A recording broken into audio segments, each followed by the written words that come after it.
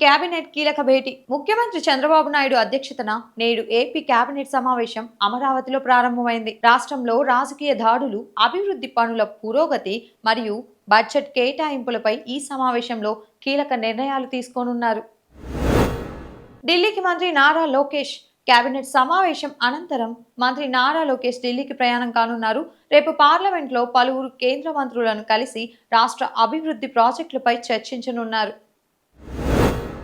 మాజీ మంత్రి అంబటి రాంబాబు కస్టడీ పిటిషన్పై నేడు గుంటూరు కోర్టులో విచారణ జరగనుంది.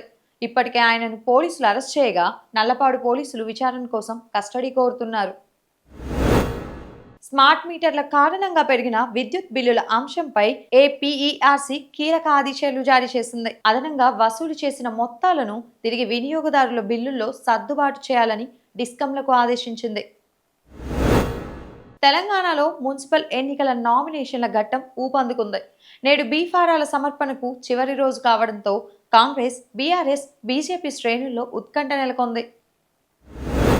ఫోన్ ట్యాపింగ్ కేసులో సిట్ అధికారులు మాజీ సీఎం కేసీఆర్ను సుమారు 5 గంటల పాటు విచారించారు. ఈ సందర్భంగా ఆయన తీవ్ర భావోద్వేగానికి లోనయ్యారు. Telangana public service commission one time registration OTR గడువు ఫిబ్రవరి 25 వరకు పొడిగించింది. కొత్త నోటిఫికేషన్ల విడుదల ముందు డేటా అప్డేట్ తప్పనిసరిని స్పష్టం చేసింది. హైదరాబాద్ నగరాన్ని క్లీన్ సిటీగా మార్చేందుకు జీహెచ్ఎంసీ నేటి నుంచి ప్రత్యేక పారిశుద్ధ్య కార్యక్రమాన్ని ప్రారంభించింది.